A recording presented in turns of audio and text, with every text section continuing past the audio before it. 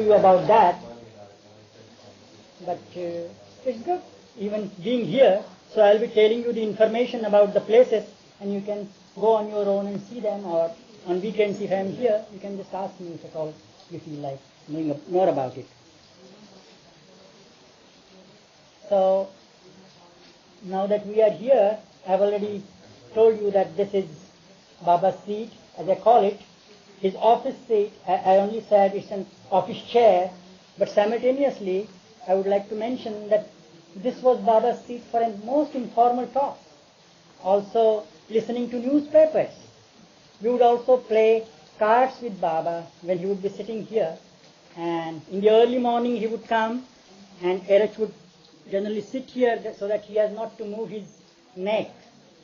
And others would be sitting here, and he would be reading out correspondence to Baba. And when Baba feels a bit tired, Francis Brabazon would be sitting there. And he would look at him, and that was a sort of a sign for Francis, just to say something like this, Baba, what is this? We must work, we must work. And Baba would say, yes, we must work. And that was a sign for Erich that all this correspondence business is stopped now, and Baba wants to play cards. And so others would get round and get the pack of cards, and we would sit around Baba. And so that's what I say. It's not just his seat, office seat, but also the seat on the most informal things when he played with his people over here. And especially one thing sometimes come to my mind when people come here for the first time.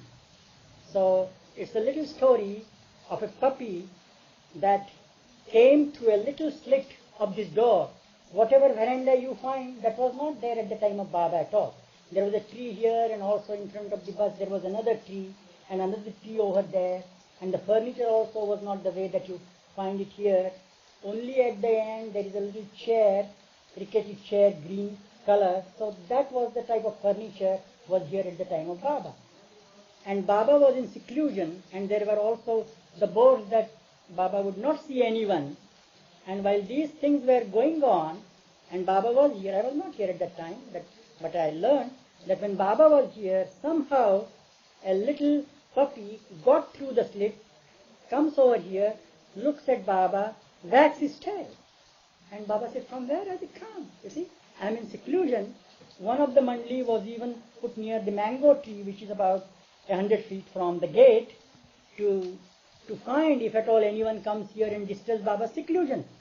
But throughout that, this puppy comes, and so Baba sends out people to find out whether it belonged to someone. And as it turned out, it belonged to none. The information came, then Baba said, if it belongs to no one, it's mine. And then he started feeding it and playing with it, and because Baba played with it, Baba named it as Ramu. I think that's the Gujarati word for play, something like that. So Baba used to hold his hand, and he would jump this side and that side, and in that strictest seclusion, even he was allowed to go into Baba's room. So our coming to Baba is just like an excuse like this. So he just creates an excuse, and you find yourself before him, and then he accepts you. So that's how our journey with him begins. So this is about this door. And then as for the things that are in the Mandali hall, as I told you, that picture that you see near Baba's chair was the one as he looked in the 60s. That picture, Baba sitting in the chair. And the other picture that is there is how Baba looked in mid-20s at the school activity, Maharashtrian activity and all that. So there are quite a lot of things. This also picture is by Linot. He sent after first meeting with Baba. And there is a little story connected with that picture. Just as I say, things that are here, although they are not placed with any motive as such, but still Baba creates a sort of a story out of it. And then we know why this picture is kept here. So just maybe in the 70s, Steve Klein, who helped me, he told me of this story and he even wrote me about it, that there was one Baba lover. I think they are from From what place is Steve? Steve Klein? No, Steve Klein. Boston or Chicago? Boston. So they were having a sort of, I think baseball or something like that. They were playing Baba lovers, and one of the Baba lover named Hugh Flick, you see, he got hurt, or his one of the knees was injured, and he was taken to the hospital. And so when he was in the hospital, he asked one of his friends to bring a picture just so that it should be near his bed. And this man goes there and he finds that the whole wall is full of so many pictures. So which choice he should have? So somehow he felt, and he took this type of picture and placed it on his table by the bed, and you felt so relieved. He said, Baba has a message for me through this. Because he had hurt his left knee, and he finds that Baba has put his hand on his left knee, and he is saying with his right hand, okay, it will be all right, don't worry, or something like that. So that's how, although the things are here, after some years we find that they are somewhere related to this place where these pictures are.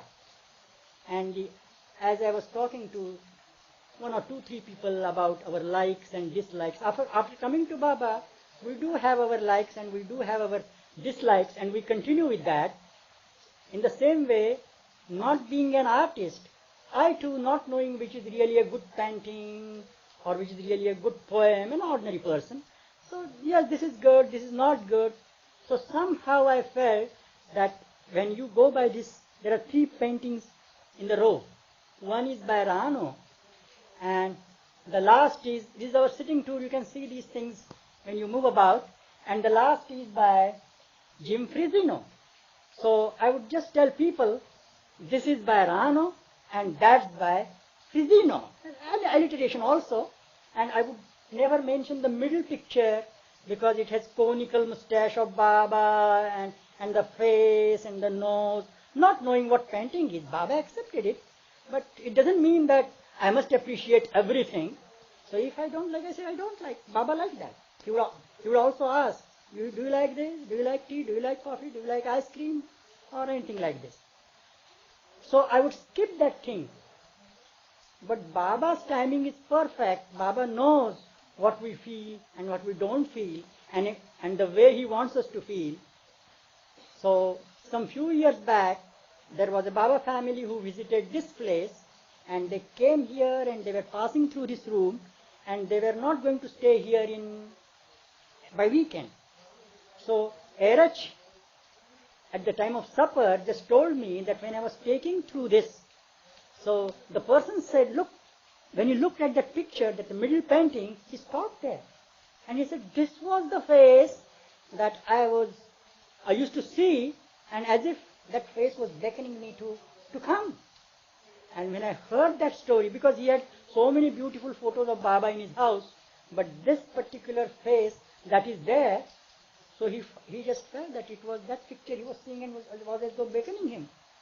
And then that's why I say, anything that you find at Mehrabad or Mehrazad has its own story, and it's not necessary to know all the stories, nor Baba has revealed those stories, but a time comes when these stories come out with a marvel about it. Now as for this hall, at the time of Baba, the picture was not just like this. There were no chairs, although few chairs were there in the 60s, but there were no columns, no pillows like this. And Baba would come in the morning, and he would come in that chair, and that would be laid down there. Then invariably Francis and Erach or someone else would go to Baba, receive him, then he would have a little just stroll over here, and then he would take his seat, and then of course his day would begin. And because in the early days the men were known as his Mandali, and there was a separate thing like this, all men lived on this side and the women and Baba stayed inside, so that men could come from this side and Baba could come from that side. So this place was known as the Mandali Hall. So that's why we call it a Mandali Hall. So I think this should be the first part of our sitting too.